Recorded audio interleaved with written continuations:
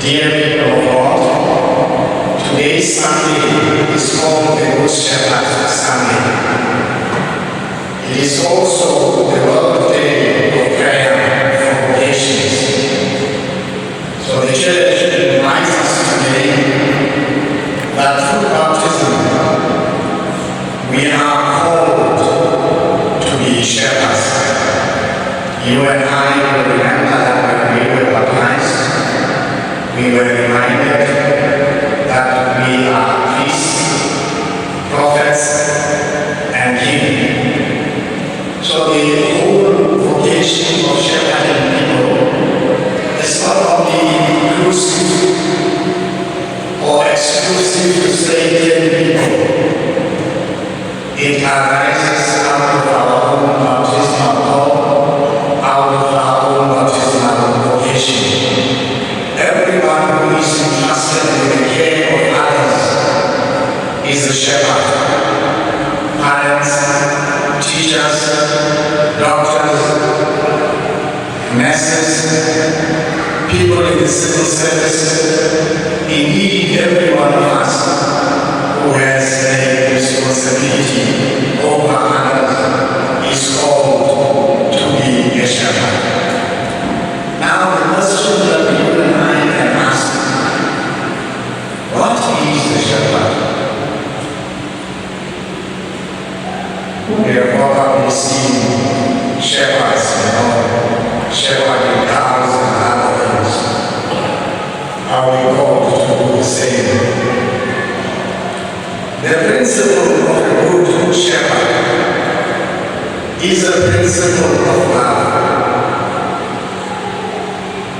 Understandably, we cannot care for people, look after people, accompany people, walk with people in the journey of their own life, if we do not truly love them. So to define a shepherd is to define somebody who truly has deep love for others. We become shepherd by loving those entrusted to our care. And pastoral care of others is always exercised through an example of witness, loving, praying, and accompanying those entrusted to our care, spending time with them and seeking their blessing from God. We are not just shepherd because we are looking at people, on the surface. Why do we care for people? We care for people with a divine mandate. God Himself, who is love, who has loved us and cared for us, also allows us to be able to show and manifest this love by caring for others. For an example, as parents, you become a good shepherd by actually providing good Christian formation to your children in the family, encouraging them to grow in the Christian values. And when the family itself lives the gospel values, the family is rooted in the gospel, the family is rooted in prayer, the family is rooted in activities of faith. In this family, vocations are born. In this family, shepherds are raised who are going to be good men and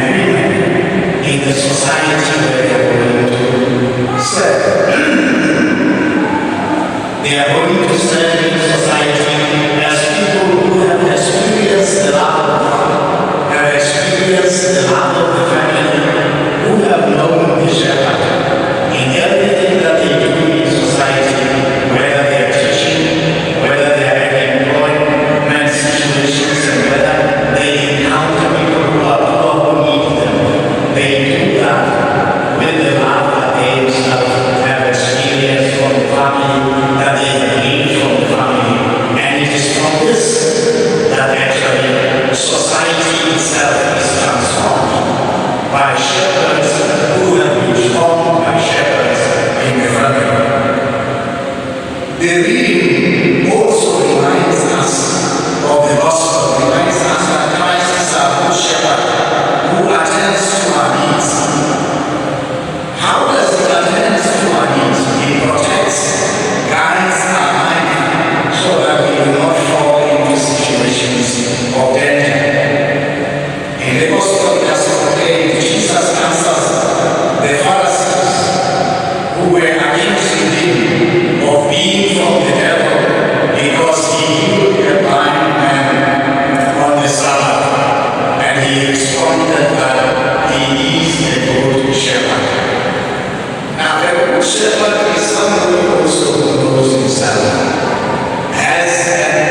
who identifies with his own values, who is also rooted deeply in his own mission, like Jesus was. Jesus did not care what the others were saying. He knew that if something was good, it needed to be done, and he did not feel guilty doing that. He did not wait for approval of other people, to do the right thing. Many of us are caught in these complications sometimes, or challenges sometimes, of not doing the right thing just because we are worried about what the other people are going to say. Sometimes we know this is the truth. This is what must be done. And we are suddenly paralyzed by what will others say. Sometimes we are suddenly paralyzed because we will be persecuted. Sometimes we are suddenly paralyzed because we don't want to be the only ones that are standing up. And suddenly we are suddenly paralyzed because we do not have courage to act in certain circumstances. We are paralyzed, by silence. And Christ actually didn't do that. Christ was totally convinced that God has not abandoned his people in situations of danger. And he knew himself to be a pastor. And what do pastors do? Pastors live their life. The message of Easter of Christ was crucified and rose. It's a typical example of what a pastor does. A pastor gives his own life in whatever circumstances he or she finds himself. So being a pastor is actually characterized by self-giving, deep commitment to the values of the gospel, and also dying for the values of the gospel. In Ezekiel 34, verses 15 to 16, God says, I myself will tend my sheep.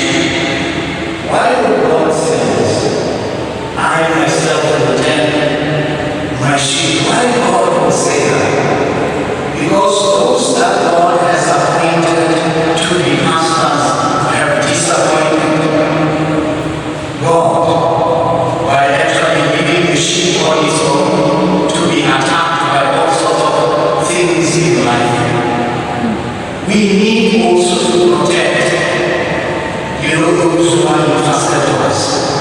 Protect our own children also by praying for them.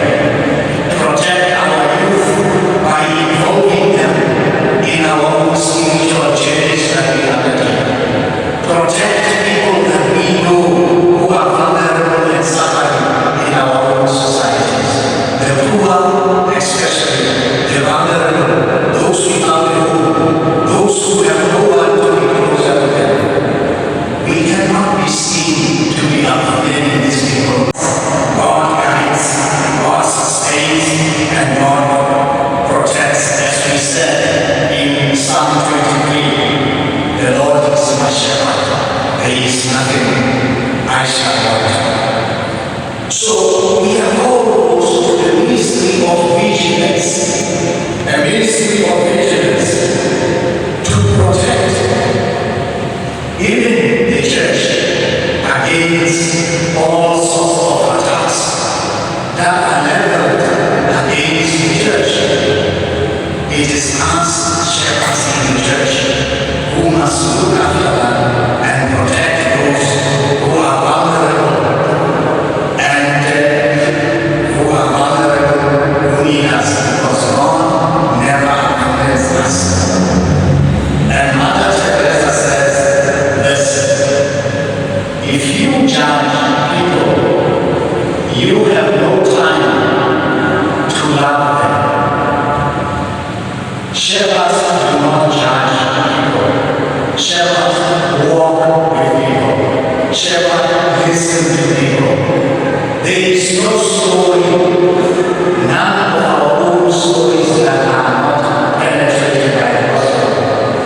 and even not penetrated by the mercy of God. So we must listen to people without judging them, accompany them, and also walk with them, even out of the darkness that had entrapped them, and bring them to the light that transforms them into people of hope. Jesus says in his gospel, he is the gate. What does Jesus mean by this?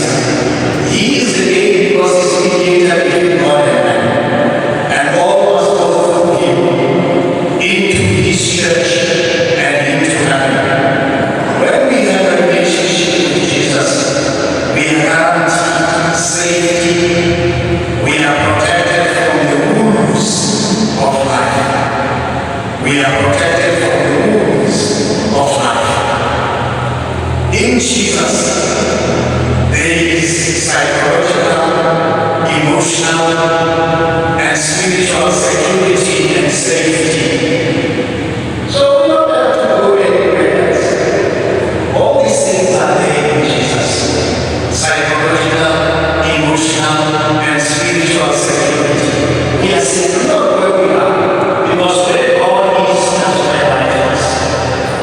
We need not go somewhere else.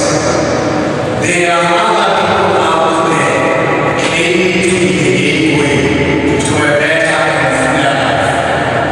Let us know today and always that this is a lie. Jesus says we must not follow them. They are thieves and beggars. They have no interest in the welfare of others, even if they give a good impression. So it is not about somebody who promises us. Some people are full of empty promises.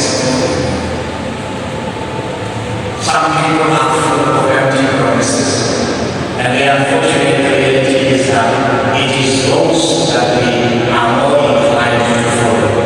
And Jesus is saying to us, in the gospel, Jesus calls them strangers. So Jesus is simply saying to you and I, he is our friend, he is our father, and he is someone who is very close, he is our family. So we must run away from strangers because we have a family, and run away from strange things because we have good things. Run away from things that accuse us because we have someone who loves us. So Jesus offers us what others cannot offer us. I want to conclude with this story. A soldier dying in a Korean battlefield asked for a priest, and the medic could not find one. So a wounded man had the request and said, I am a priest. The medic turned to the speaker and saw his condition was as bad as that one of the other seeking attention and help from a priest. He said to him, it will kill you if you move. He warned. But the wounded chaplain replied, the life of man's soul is worth more than a few hours of my life. He then called to the dying soldier, had his confession, gave him absolution, and the two died hand in hand. And that's what we are called to make sacrifices for others, and to think that being a shepherd is a vocation of self-giving.